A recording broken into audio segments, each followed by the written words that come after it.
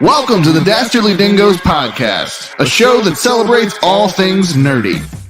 You'll get an insider's look into the world of comic books, graphic novels, TV and film, gaming and pop culture, as well as the technologies that drive all of it. Now, are you ready to get nerdy? Welcome to the Dastardly Dingoes podcast, the show about all things nerdy. We discuss nerd news, movies, TV shows, games, comics, and so much more. I'm Brian. I'm Chad. I'm Clyde. Hey, all right. Clyde is joining us, and we may or may not be having another special guest jumping in here soon. Before we get into where everybody is and what the heck is Clyde doing here, we would like to take a brief moment to say thank you to the Rising Tide Broadcast Network. And look at those Vanna White hands. We are thankful and we love being a part of the Rising Tide Broadcast Network. There are some great shows. Tonight we close the night out on the network with the Dastardly Dingoes podcast, but never fear, because tomorrow morning at 10 a.m., Never Mind the Furthermore with the Brian K. Morris will be on and will be yelling at your face, and it will be a wonderful time. Be sure to tune in, everybody. Now, the con crud is real, folks. Chad and I and Jeremy and Damien all went to Lexington Comic and Toy Con, which was a good show. And we'll talk a little bit about that just in passing today. But once we get the guys back next week, we'll talk more about it. But it was a good show. Unfortunately, people bring germs, and people are a bunch of people in a small space is kind of like a petri dish, and that's what happens at Comic Cons. So thankfully, nobody has COVID or anything like that. It's just the no feel goods and needed to take the night off. No problem, because we have an amazing, splendiferous, fantastic person that has stepped up to join us tonight. Clyde, why don't you tell everybody why you are so amazing and why we should essentially bow down at your feet and worship your reviews? Well, you should, because I am the coordinator of the first annual PetriCon. It's a truth in advertising con, because we guarantee if you're not sick, your money back. Gross. I know, right? No, I'm Clyde Hall, and I'm an independent author, and I'm a contributing writer at just about any darn place that'll have me. I do comic book reviews for Comics Bookcase, www.comicsbookcase.com. Every Wednesday, we post new comic reviews and news and interviews. And I have features and reviews that show up about once a month at doomrocket.com, another site. In fact, I just sent that off like minutes before I saw your message going, hey, would you like to be a guest? But that's at www.doomrocket.com. And they have a great podcast I always promote called Casual Wednesdays. It is, once you have heard it, you will want to try to catch it every time it's on. I'm a contributing writer at Stormgate Press. Our Pulp Reality series of books, we have 1, 2, and 3, and all of them have work by me with a character called B-Man in them. And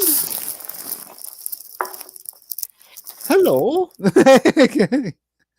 And we are getting ready, Stormgate Press that put those out.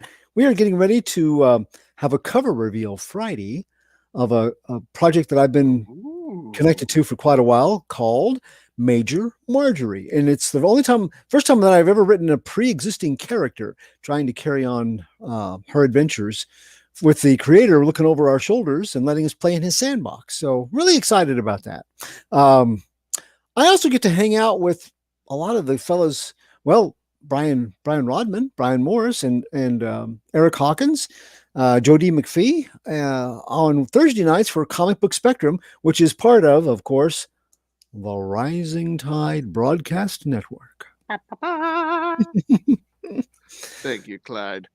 Back to you, Brian. Oh, to Chad. All right, Chad, tell us Yes. what you're good for. Nothing. Absolutely That's nothing. the correct Or answer. giving Brian a hard time is Ugh. kind of my hobby. Other than that, I write, draw, and create these set of books called The Silence. Oh, these are both number ones. You're welcome. Number 2 just came out, and I don't have any right here. So but either way, Boo. I do the Silence comics, and then I also do some freelance illustration and abstract art. Fantastic. And I am Brian Rodman, and this is my cat Luna. I am mostly her caretaker. That is pretty much my full-time job. But when I have time, you're so demanding. She allows me to also create Memoirs of an Angel, which is a dark fantasy horror comic book series that we just wrapped up and are in the middle of fulfilling for issue 8. And then we are also about to launch the Nebulizer, which if you will look at the comments section on both Facebook and YouTube, you can find the sign-up page for our Kickstarter for the Nebulizer number 2, as well as Chad's website, thesilencecomics.com. And I have been told by seeing comments that I'm supposed to give you boops. So boop, boop, boop. She loves them, and she loves you. And now, what do you say we guys we jump into some questions? What do you say? Or Chad, did you want to discuss Lexington this week, or did you want to wait? Oh, it's up to you. I don't care. Let's wait, because that way we've got, Okay. because poor Clyde, he can just pretend like he was there, I guess. Clyde, what did you think of There you go. Lexington Comic and Toy Expo? I saw some really good pictures from it, but everybody looked like they were getting sick, so I'm glad I didn't go. No. Eric, what do you think about Lexington Comic and Toy Con? I thought I didn't see a lot of people at all. Yeah. Yeah. Actually, Jennifer and I thought about coming down and surprise everybody, just show up. But I know I was hoping you might, but we then you realized we didn't. had 2 grandkids' birthday parties that week. Oh, that's much more important than us. Well, for yeah. sure. No, it is. Yeah. Yeah. You're Well, hey, right. by the way, sir, why don't you tell everybody who you are and why you're so wonderful? I am Eric Hawkins. I am the creator of Zombieful World of Oz. I'm an independent comic creator. I write and I draw the book. I letter it. I color it. I do everything but edit it. I got Who some ed- hack who to edits that book for edit you? it. Yeah, he's Yeah, a loser. But, I don't think. Oh, I don't have the cover with me, but I do have a print of the last page of That's issue so 3. cool. So yeah, that's what I do. I'm a comic creator, and we're launching issue 4 in just over a week, April 8th at 9 a.m. Central Time. Yeah. Yeah. Nice. Yep. Awesome. All right. Pro everyone Slayer wants to strikes show again. Everyone Yes. their butt. Oh, I think I'm on the pro show tomorrow night. Sitting on my head. All right. What are you doing? What is happening? I'm sniffing where I've just I rubbed. know. Oh, okay? no, this is what she wants. Ah, This is what she loves. Mm. Condensation. Oh, wow. Like a weirdo. And I'm That's preparing hilarious. for Moon Knight this week. Yes, tomorrow.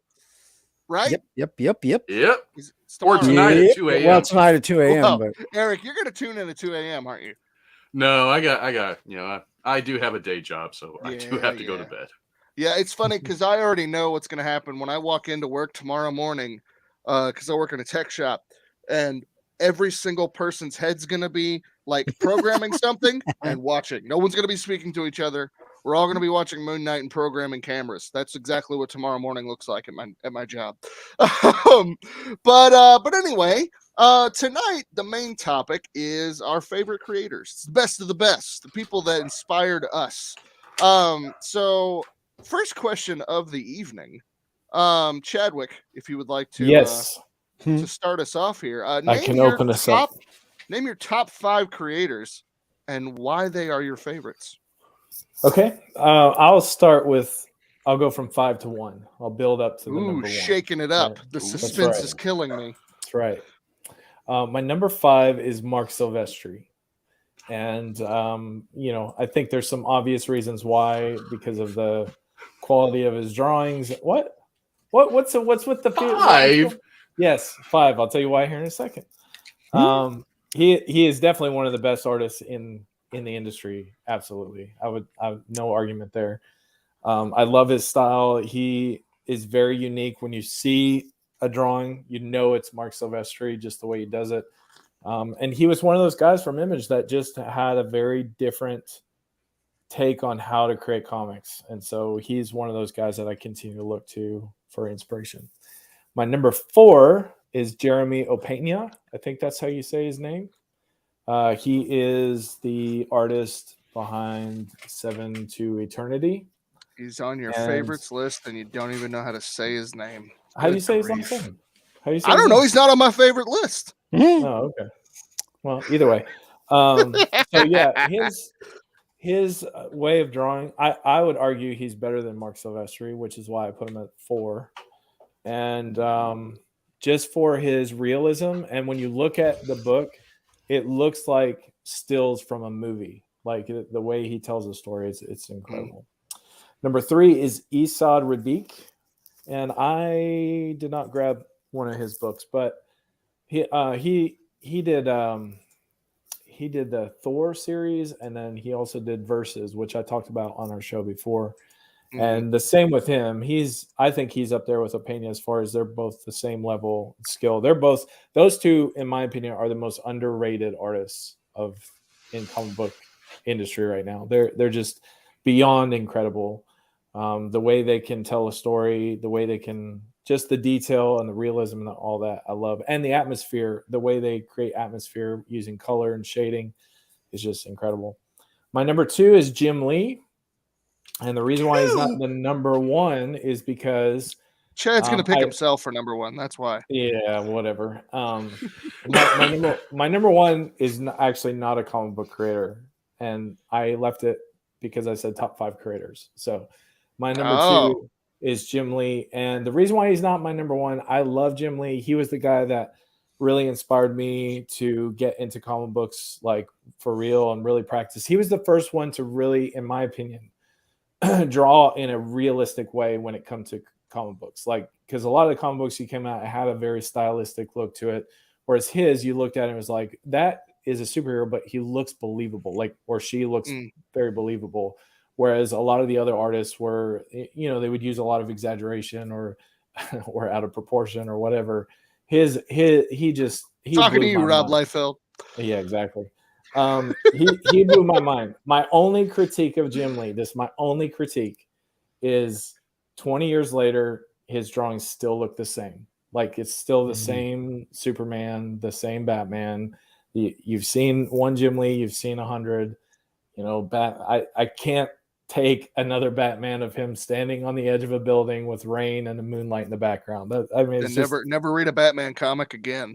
Exactly. So that'd be my only critique. But other than that guy's my hero. I love him. I think everything he does is amazing. And then my number 1 is not a comic book artist. He is actually a conceptual artist named Marcel Duchamp, and his artwork is like blows my mind. And anytime I need inspiration, he's someone I go to for both comic book art and my own abstract art and illustration, all that. He's the best artist in my mind. He's the most important artist of the 20th century. So, oh wow, or 21st century, whatever century we're in. So, last century is fine. That's enough, isn't it? Last century. Clyde, what about you? Well, I limited it here to comic book artists since that was kind of how Chad started off. So I'll do the same thing. I'll start with number 5 and work my way up. All right. And number 5, I have some examples actually. I think of most of these, some of them at least. Number 5, the guy that really scared me as a kid with his Werewolf by Night illustrations, Mike Ploog. Yes. I love that look for the Wolfman. That's, I've seen variations on Jack Russell's Werewolf by Night, but I love the take that he had on it, along with a lot of the other horror titles. He did some of the first Ghost Riders. He did Frankenstein, Frankenstein's monster. He did Dracula at times. Wasn't the main artist on, but he would do covers at least. And I just love the horror element that he brought to it. Then he got into movies. He's number 5 because he didn't do as much. He doesn't have as much of a repertoire as others because he got into movies and started designing looks for films, for styles for films. I gotta say, just to interrupt you really quick, I when I was kind of coming out of my pansy stage of a child, and I was like, you came out of that stage. Oh, Chad, you want to watch The Exorcist later? Yeah, I've already seen sure it. you do. Sure you do. What happens in it? Yeah, whatever. The pea soups. I was a huge pansy as a child. I was scared of everything, and then Universal Monsters really broke me of that. And the crossover with the comics was Dracula, Tomb of Dracula, and Werewolf by Night. And I loved the Wolfman when I was a kid. He was my favorite, and that comic, and specifically that artwork, just I adored it. I still have some back issues in my long box. I absolutely love those old issues of Werewolf by Night. I would sit there and I was really much more of a visual. I thought I would be a visual artist when I was a kid because I would sit and just draw the transformation scenes, of human to werewolf and werewolf to human, just over and over and over. And I really loved the style that he had. One of the others, and I like her because she doesn't get very much attention. She certainly should. And Maurice Severinsen, John, her brother, is a bit more well known for some of his work, but I started to appreciate her for Not Brand Ech by Marvel. She was an old EC Comics veteran. She had been on the staff that created Mad Magazine, and she could make the funniest, most inspired silliness out of superheroes. And Not Brand Ech came about because DC had decided that they would make fun of Marvel, the snotty up and comers, by doing some parodies. And if you've ever seen them, they're like in Inferior 5. They're really, really, they're not very inspired. And sitting with people like Marie in their bullpen, Marvel goes, we can do better than that. And then they made fun of themselves with this book. That's so great.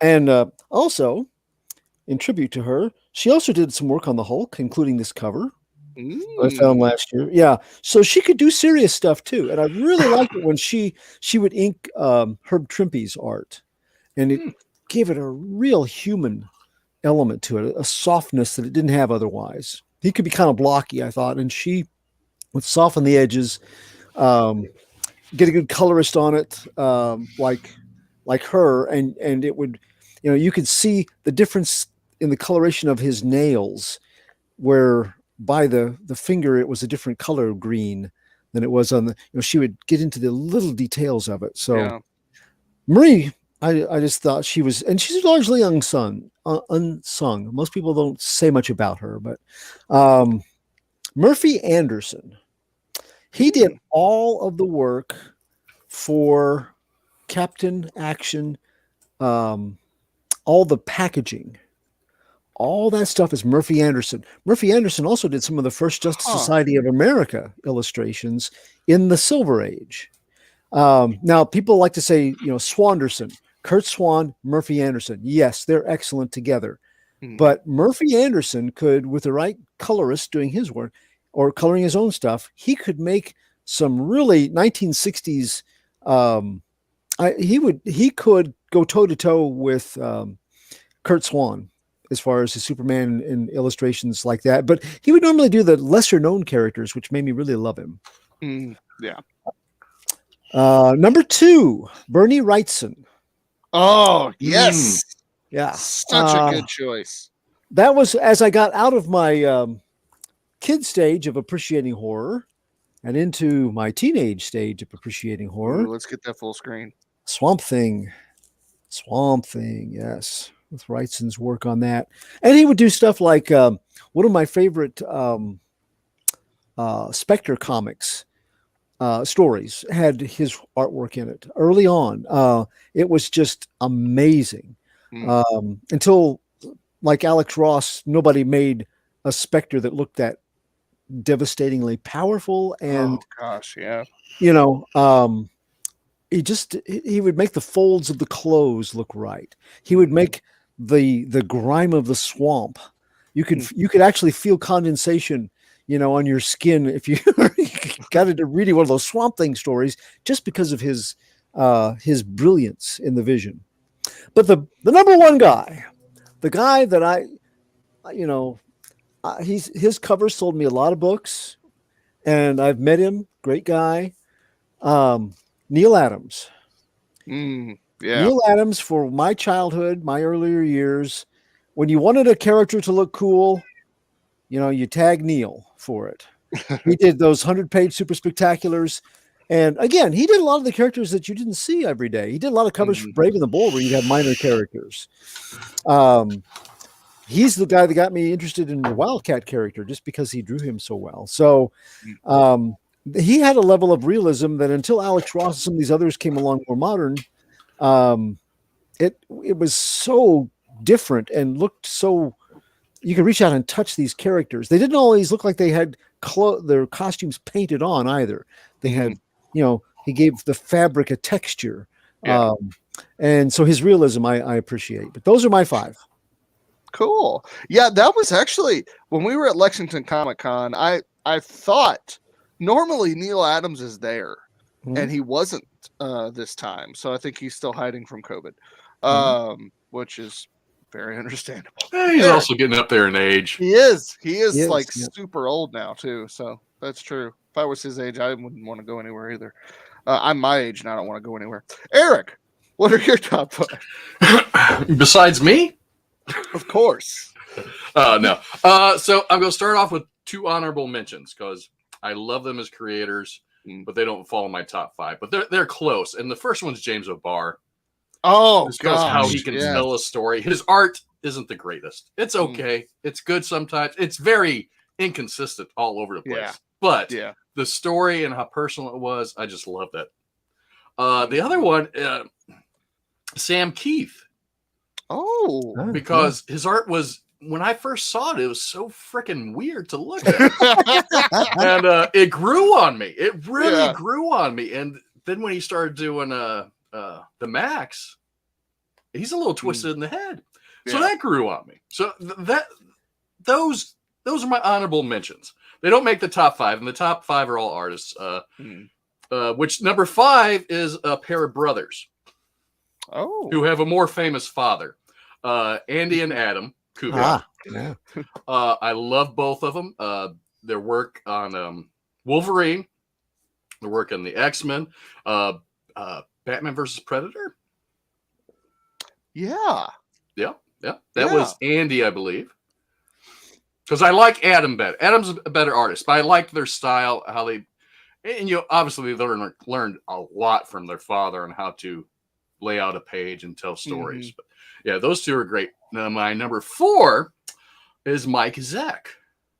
Oh. And Mike Zeck brought realism to my world on the covers of G.I. Joe compared to what was inside the books. Yeah. He made all those covers pop. And they just looked, just the way he draws a face, the barrel-chested body, and it just didn't look cartoony to me. And when my first taste of his sequential art was finally in Spider-Man when he did A Kraven's Last Hunt. And I just fell in love with him as an artist. Yeah, since then.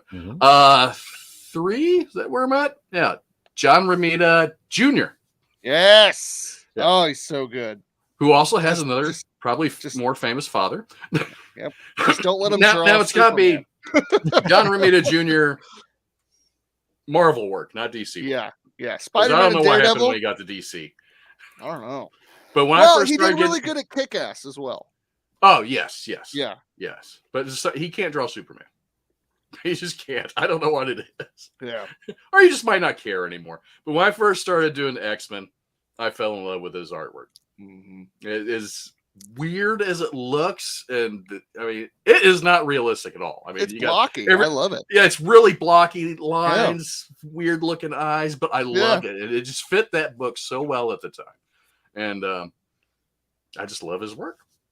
Now, my top 2 They're my top two, and it's because of their art in the X-Men and Wolverine and Cyberforce and Wildcats and Deathblow and all this. And this is mainly because I admire their artwork. Maybe not so much the storytelling, but definitely their artwork.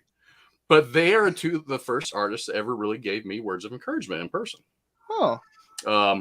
Jim told me my artwork looked good, really good. Just work on sequentials and start turning stuff in.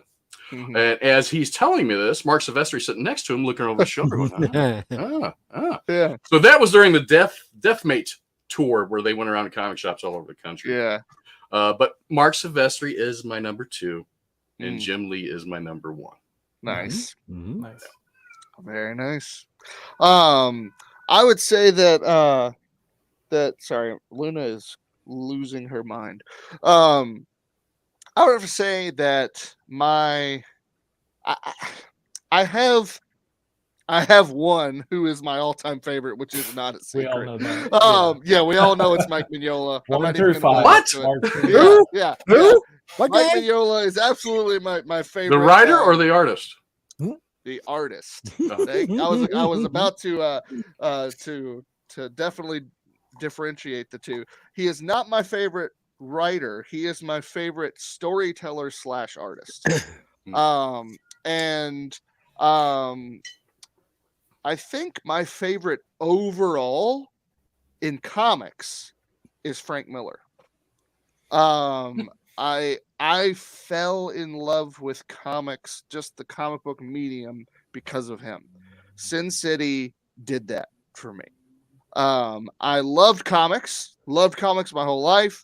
When I was introduced to Sin City, it was just like, I did not know comics could be this. It was so, every page was a work of art. I was hoping your parents weren't letting you read Sin City. No, when it came out. no, not when it came out. Not when it came out. What were you, 4? Yeah, I was pretty young. Because when did Sin City come out? Early 90s? 90s. Yeah, I was gonna say Yeah. I was in kindergarten. Yeah. I think in 93. Mommy, when it Daddy, came what's out. yellow bastard? What's up, bastard? But no, I loved. Can I have the cowboy outfit? You mean the clothing? No, the girl wearing it. Oh, Right, okay. yeah, that's great. But I just like every single book that came out in that series. It was just gritty film noir that like I loved. And I mean, his Daredevil work is spectacular. Batman Year One and The Dark Knight Returns are probably, along with The Long Halloween, which is not him, but those are my top 3 Batman stories of all time.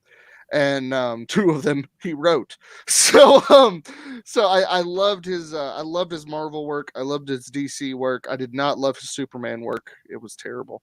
But the only thing, and I think everybody can kind of say this, the only thing I wasn't too fond of was Holy Terror. It was just, I don't know. It's an interesting take on a New Yorker who literally lived through 9/11, like his response to that. And that's why I like that book. Because in that respect, it's a really interesting psychological experiment, what it looks like, is because the dude, he'll say, like, I read an article not too long ago where he said he would not do that book now, but he, like that was his way to get through a lot of that anger that he felt as a New Yorker in 2001, 2002. And as artists, so, that's what we do. Yeah, absolutely. And I think that was a great, yeah. And I mean, that book gets a lot of flack. I think it's a good book, but it's just my least favorite. Is your wife home, Chad? Yeah, I thought it was my dogs at first. Like, yeah. why are they echoing? Yeah, because I'll be hitting mute here in a few minutes too. Yeah. So Frank Miller, definitely high on the list. Todd McFarlane is huge on the list, and I'll get to later on when we talk about a little bit, more. If mine was a top 10, he would have made that. Yeah, I have learned so much specifically in digital art from his videos. I love Todd McFarlane as a teacher of art and as just an artist. Like he never uses any kind of like technical words. I love it when he's explaining. So he's just like, you put a little chick here and all this stuff, and I'm like, it's just fun to watch him explain what he's doing.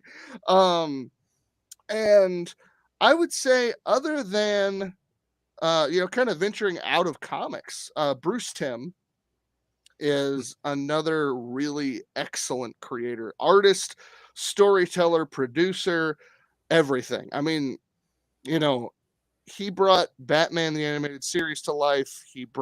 He's now in charge of all of the animated movies. So Bruce Timm is a huge favorite of mine, as well as, what is that now? 4? Is that 4 people? I think. Mike Mignola, right. Todd Yeah. McFarlane. Yeah. So that's 4 people. 5th is not an artist. It's Neil Gaiman. That is my favorite writer. And tied very, very closely. Like you might ask me tomorrow and I would replace him with Stephen King. Because they're kind of interchangeable in how, like, I've read Stephen King's book on writing. I've taken the master class from Neil Gaiman like 4 times on what his approach to storytelling is. And so like I've learned from both of them so much. So I would have to say they're tied on that list, but none of those are in really any specific order. They're kind of interchangeable in different orders, just what you're, different moments. But yeah. So before we move on to the next question, though, I believe we need to jump into some comments here. Jeremy, wouldn't you agree? Yes, absolutely, he agrees. That's just scary. I know, right? And now we're transitioning. Now, during some Halloween, comments. do you have a projector to put that on your window to face out?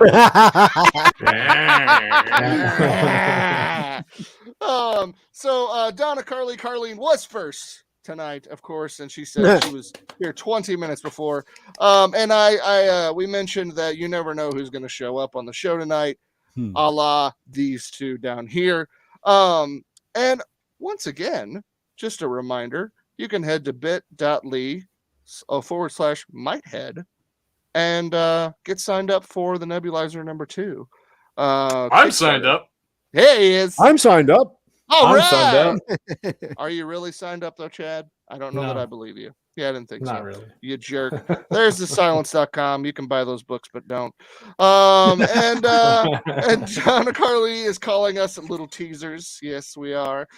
Ted Davies. Hello, heroes. We spent a wonderful weekend with Ted Davies at I have to Lexington. say about Ted, I watched his show today and I thoroughly appreciated his comment about how you were your parents' favorite daughter. I love that. I love it too. Yeah. I am a pretty little princess, and there's nothing you can do to say otherwise. Donna says hello, Ted. I believe it was Mama's little girl. Mama's little girl. Yes, that's right. Yeah. Mama's little girl. Yes, I do believe we even right. have a picture of that. I think we should. Yeah. I don't know where it's at. I didn't save it. I couldn't do it. Why not? No, I want a picture with me in little curls. That's what I want. Carl is here. He said it's the con crud season, and absolutely it is. Ted says he feels great, so that's all that matters. Hope that the guys feel because better. Ted drinks more than the other ones. That's true. The That's alcohol true. eats away the crud. Yeah, he had a lot of sake at the sushi place on Well, I saw Saturday when you night. guys were setting up, he had a cooler there. He did. It was I all. thought he was it going to do all, drinking with the Davies right from the show there. just a big old keg of tequila, just to keep us warm. Donna says Luna nose boops. Everyone's saying hello, and there he is, the man of the hour, John There he Celestri. is. Hey, Brian and Chad. He doesn't care about you two. See that? He cares about us. Doesn't care about you. He has John good taste. Celestri, Good Yeah, taste. well, I don't know about that. John Celestri was at the show this weekend, and it was great to see him. Great to finally meet him in person. My dad totally became an 8-year-old when he met him, and it was really cool to watch. Yeah, it was a great show, John. It was great seeing you in person and finally meeting you, and That was awesome. being able to watch Ted and my dad both turn into children in front of you. Um, And his so book, the book he was showing us was amazing. Where it Oh, had, it was so cool. samples Yes. from the animation that he worked on. Like Ooh. that was awesome. yeah, and I think John, if you want, I think those are still. I think you can get them from him. I think they're not for sale. I don't know. Correct me if I'm wrong, John. Let me know. So question number 2, and we'll start with you this time, Eric. Oh no, the suspense.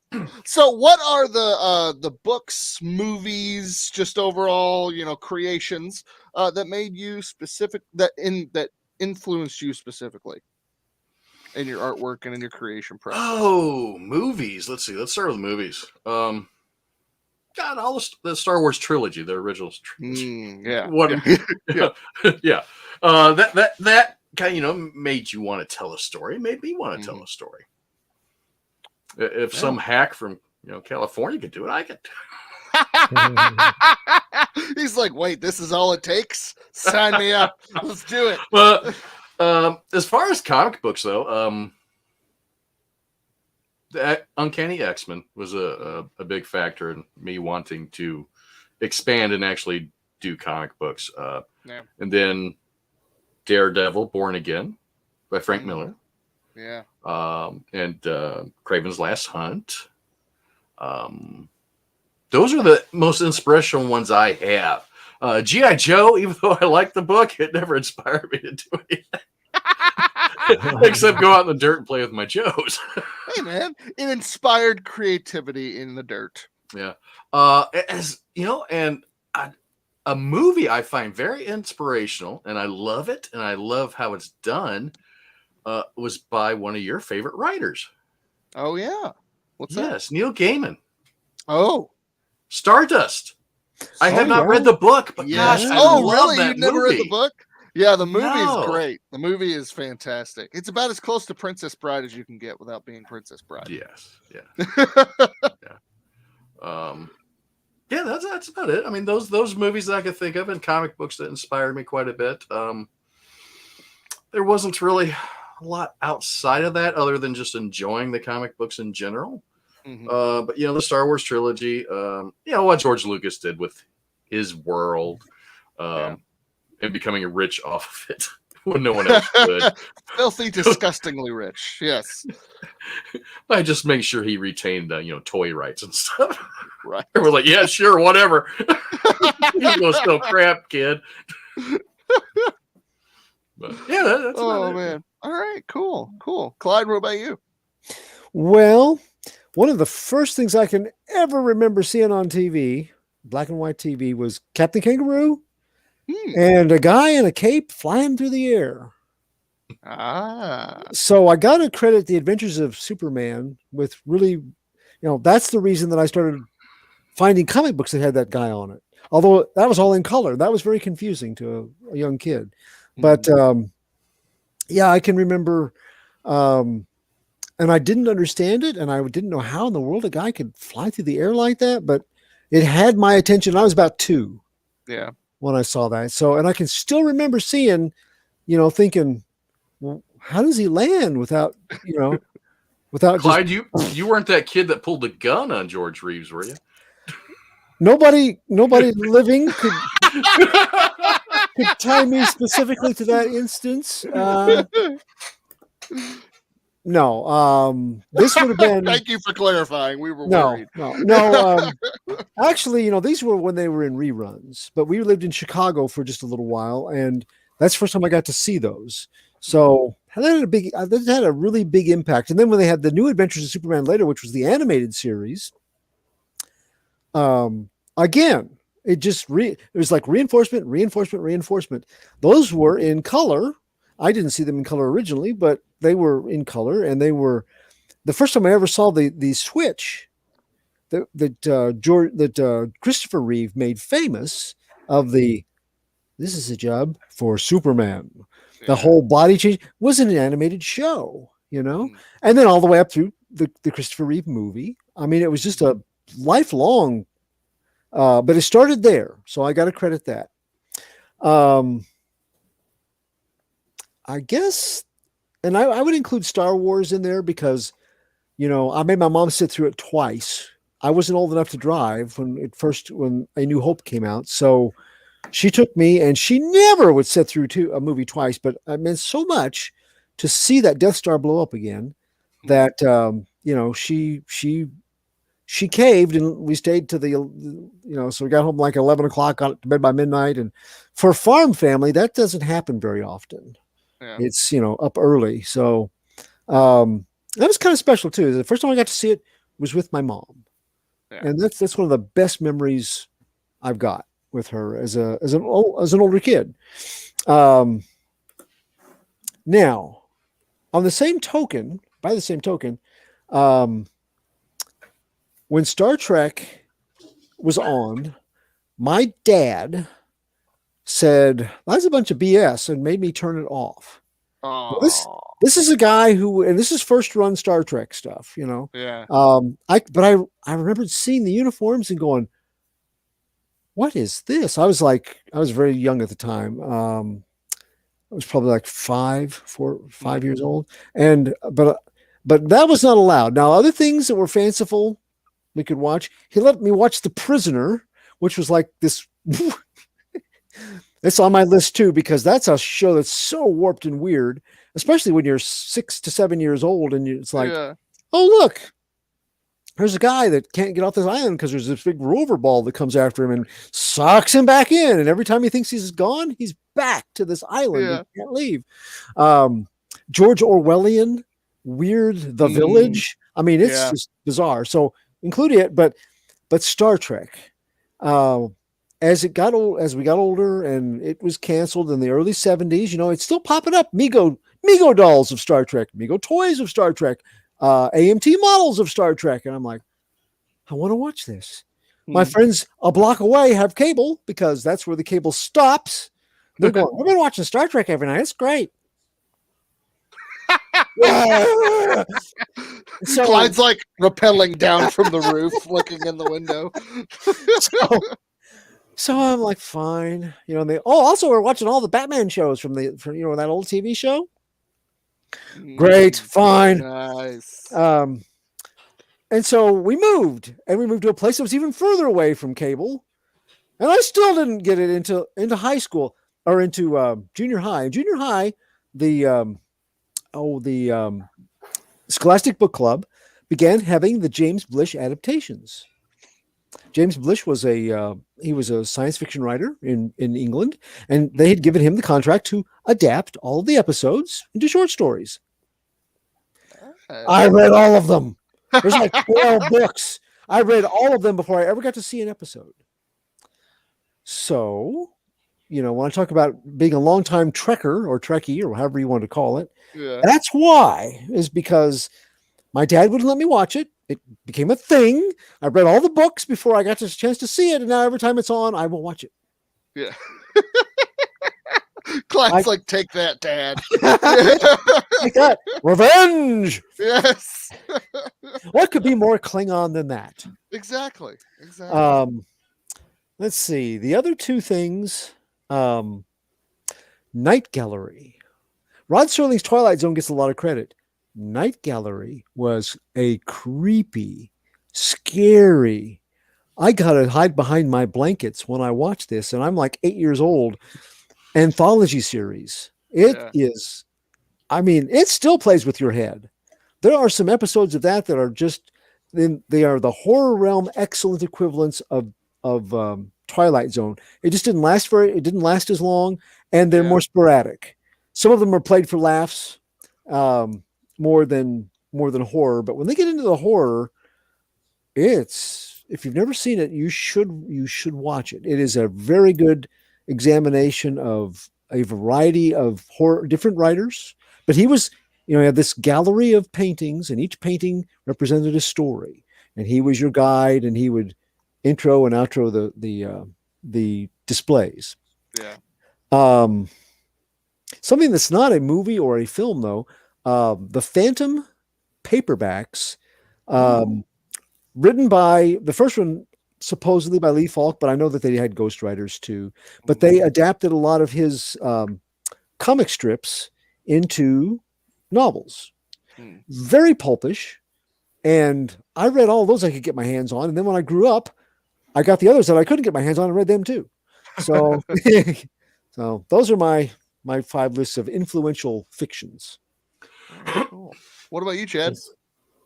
I have a few different ones, so I'll do from five to 1, like I do with my creators. And so I would say my number 5 would be, I really love dystopian fiction, and so one of my favorite novels of all time is The Trial by Franz Kafka. I love Fahrenheit. I thought it was Catcher in the Rye.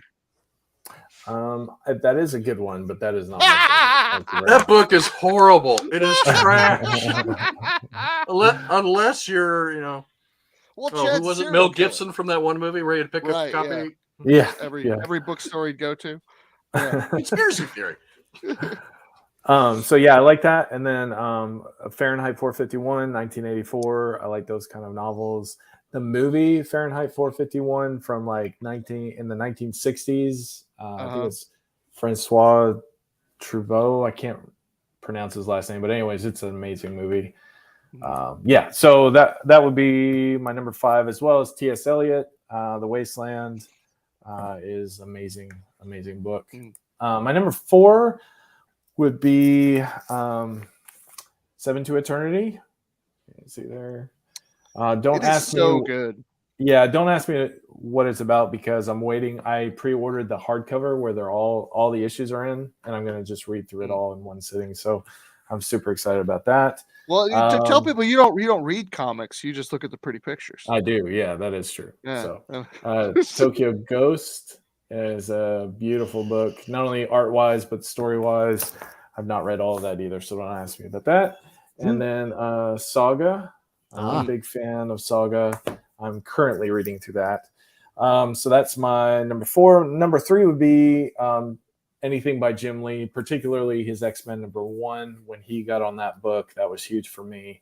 I read that book and, well, I didn't read it. I looked at the pictures a lot. I used it as reference. My number 2 is anything by Marcel Duchamp, who I already referenced. Here is sample his conceptual artwork, so he is a huge influence on me in my artwork in general. And then my number 1 book is How to Draw Comics the Marvel Way. This was the book when I was in middle school and high school. I studied this every single day and had there it is. Yes. Awesome. This had the most say mine somewhere.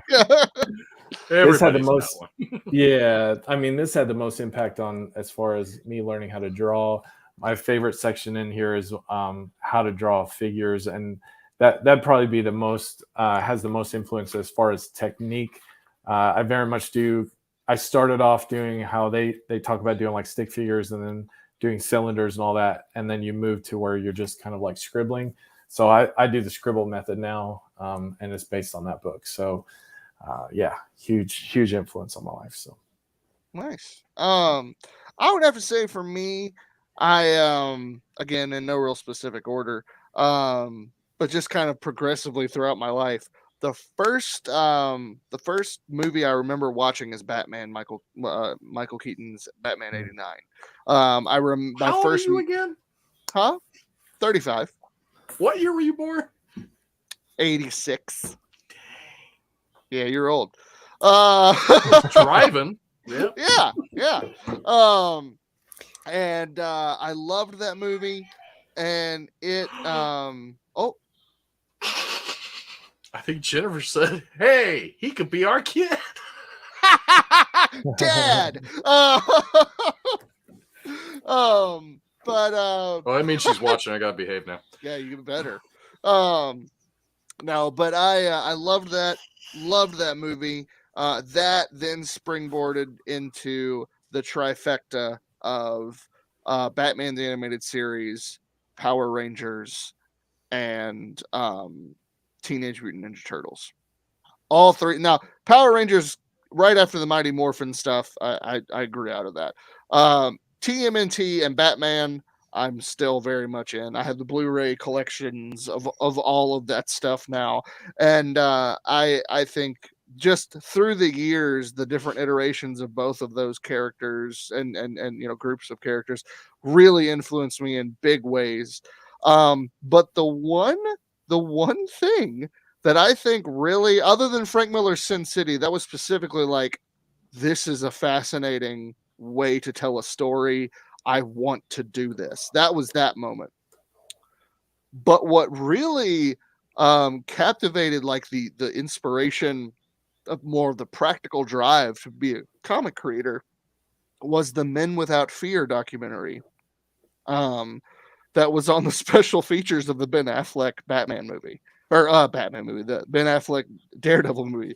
I like that movie, by the way. I do too. I really like the director's cut. The director's cut is very good. Snoop's in it. I mean, or not Snoop. Coolio's in it. So you gotta love it. But I really that one documentary, I think, I don't know how many times I've watched it. I've watched Frank Miller's portion of that hundreds of times, and I'll still turn it on and listen to it while I'm drawing.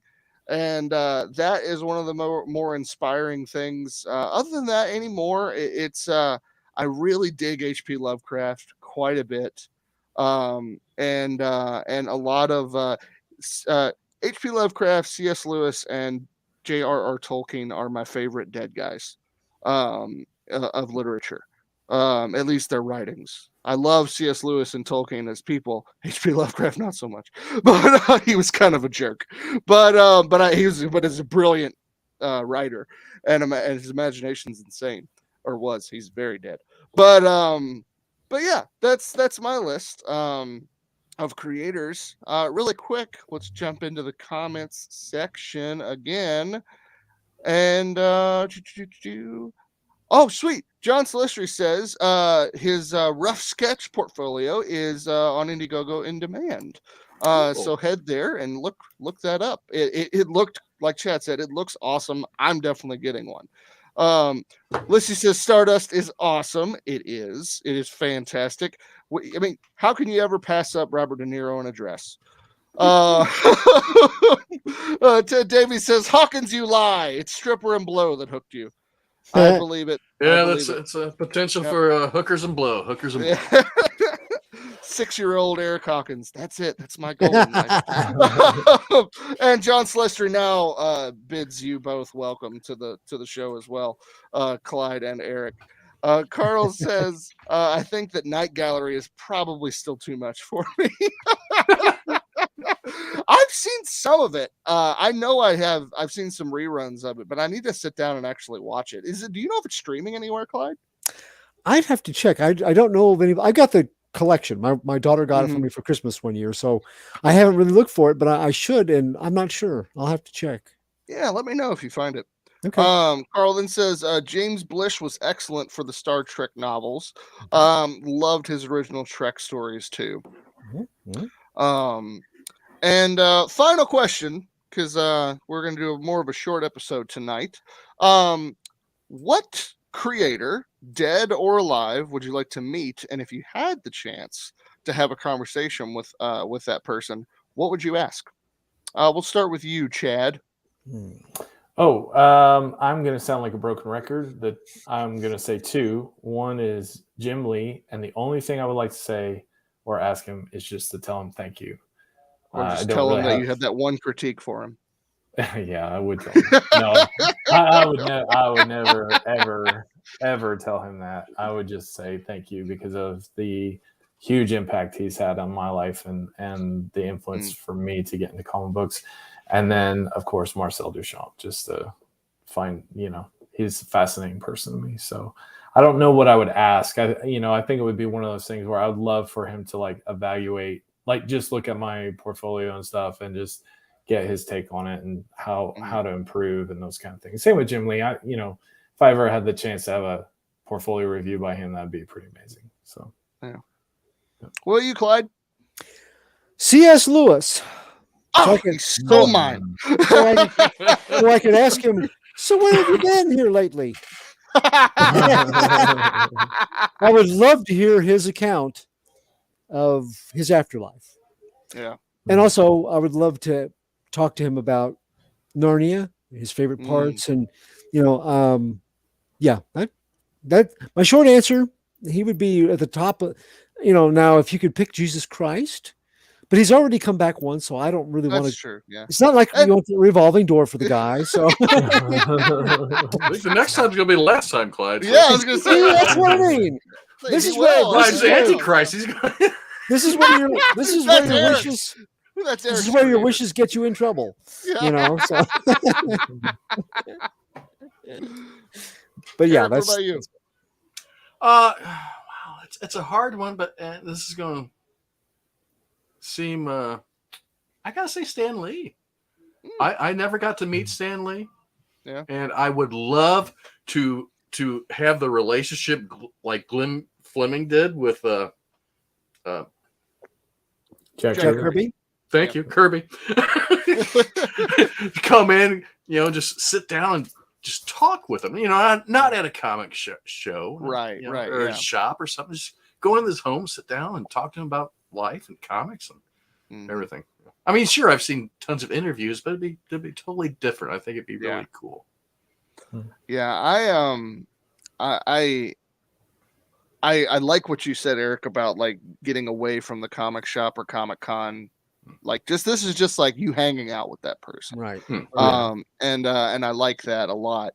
For me, I would my dead guy would be Lewis for sure. I would love to sit down just to talk to that man about faith and creativity. And just I would probably not do a lot of talking. I would probably just sit there and throw out a topic and then just sit and listen. Sit in a park. Sit in a quiet park. Yes. Very green with pipes. Yeah. Smoking our pipes and just chat. Oh, that would. Yeah. Yeah. And I'd have my nebulizer and it would be great. My living person that I would love to sit down and chat with is actually Neil Gaiman over Mike Mignola. Although if I had the option, of course, I would. Excuse me. And such, sir, Thank you. sir, Sorry. I am Sorry. talking. He sneezed right on you. Sorry. I Right know. on you. Yeah. Goodness. No, I I would. sneezed I before would- I could hit the mute button. Sorry.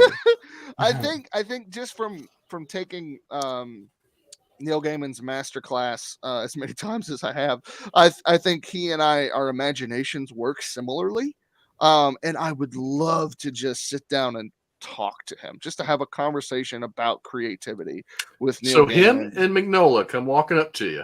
Oh, I Only died. goes one, and they're both smiling and waving. Come with us, Brian. Oh, don't Only do pick that one. to me. You can only pick one. Oh, I don't know. I would oh gosh.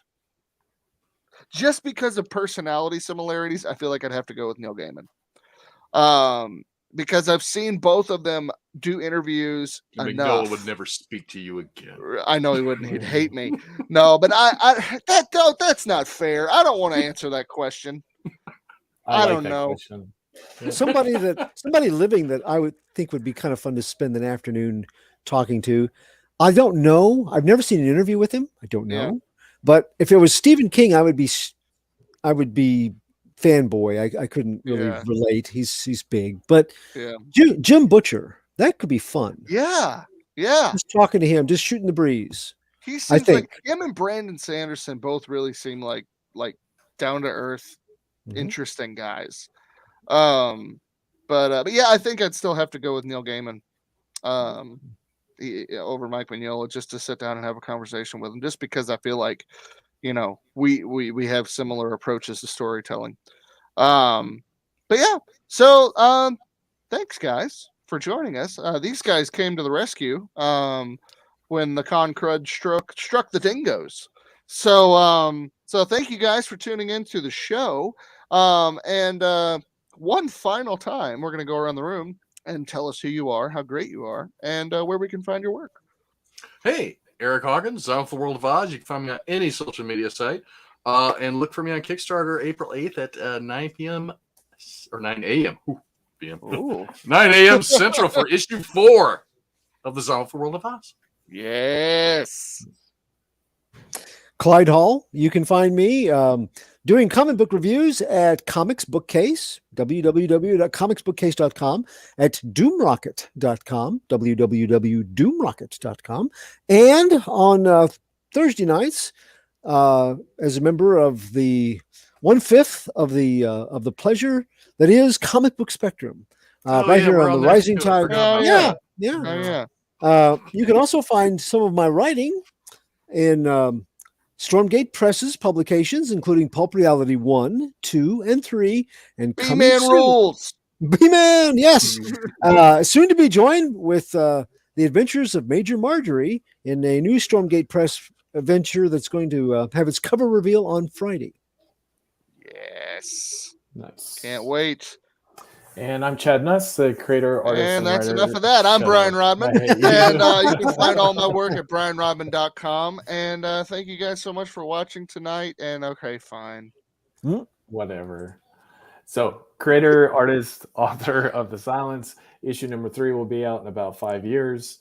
And you can see it on thesilencecomics.com and on social media as well. So, You can't rush a genius. You can't rush a thank you. genius. Exactly. Yeah, don't encourage that. All right. Well, thank you guys so much for tuning in. Thanks for showing up in the comments section. One last look.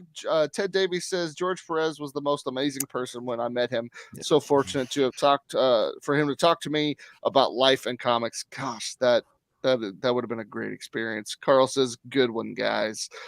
Thank you, sir. And thank the rest of you for being here. Thank you guys below for showing up. And we will see you next time. Chad, what we got going on next week? Do we know?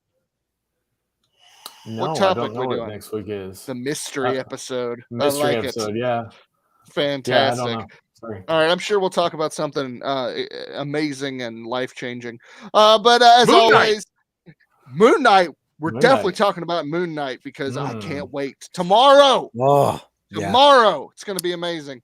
All right, guys, please subscribe to the channel and like the notification, hit all the notification buttons, and get ready for a plethora of shows to come.